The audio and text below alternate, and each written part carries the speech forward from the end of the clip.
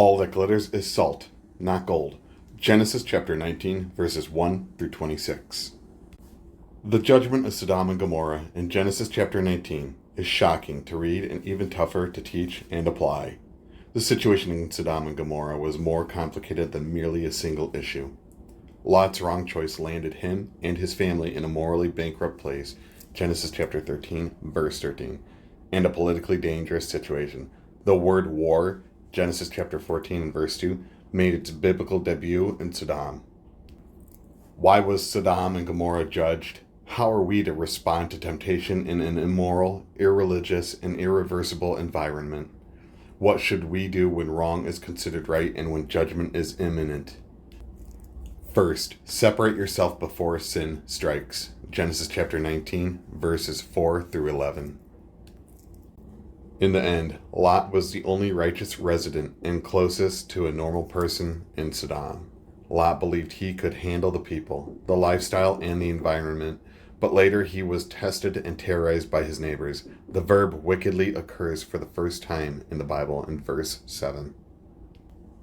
Lot's lone imperative was ineffective. Genesis chapter 19, verse 8, do, was shouted down by the local men's two imperatives. Verse 5, bring them out. Verse 9, stand back. Why was Lot an ineffective witness? 2 Peter chapter 2, verse 8 tells us he was living among them day after day, tormented in his righteous soul by the lawless deeds he saw and heard. Living, 2 Peter chapter 2, verse 8 describes the where, while the day after day is the when, and tormented is the what. In short, he was ignorant of his neighbors, identical with them, and irrelevant to them.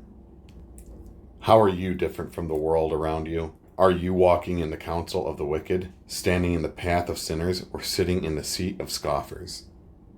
Second, step away from worsening conditions. Genesis chapter 19, verses 12 through 22. Lot was the proverbial frog in the kettle that should jump out of the boiling water, but would die in slowly heated water. The weird surroundings, the wrong behavior, and the wicked majority did not hasten his relocation move. He faced immovable roadblocks and intense opposition, not just from without and from outsiders, but also from within and alongside. His sons-in-law laughed at him in verse 14. His wife loved the world. Later his daughters committed incest with the father. Genesis chapter 19, verses 33 through 35, and even he himself delayed in verse 16. The word making its debut in the Bible. The angels gave the family 8 imperatives in vain. Verse 14, up and get out. Verse 15, arise and take. Verse 17, escape twice. And verse 22, haste and escape. The verb escape occurs 5 times in the chapter. Verses 17, 19, 20, and 22, and is an imperative each time spoken by the angels in verses 17, 22. Finally, the angels yielded to Lot's request to stop when they were safer, though not safe, at the next town in Genesis 19, verses 19 through 21. Third, smarten up in the future. Genesis chapter 19, verses 23 through 26.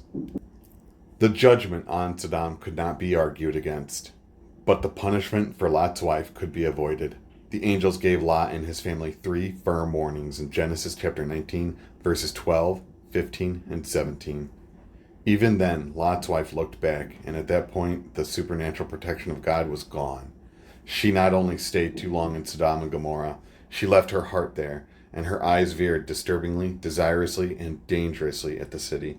Lot's wife left the city, but the city did not leave her. It was in her system, blood, world, heart, and mind. Someone once said, what the mind does not attend to, it dismisses. What it attends to, it considers. What the mind attends to continually, it believes. And what the mind believes, it eventually does. Earl Nightingale. In conclusion, 1 John chapter 2, verse 15 says, do not love the world or anything in the world. If anyone loves the world, the love of the Father is not in him. The Bible did not merely admonish us to avoid evil, but avoid every kind of evil. 1 Thessalonians chapter 5, verse 22. Do you love the world? Have you fastened onto the things of the world? Is the love of the Father in you? Are you holding on to the word of life so that you do not compete or labor for nothing? The road to God is narrow gate, but the road to destruction is wide. So we have to protect and save ourselves from this corrupt generation.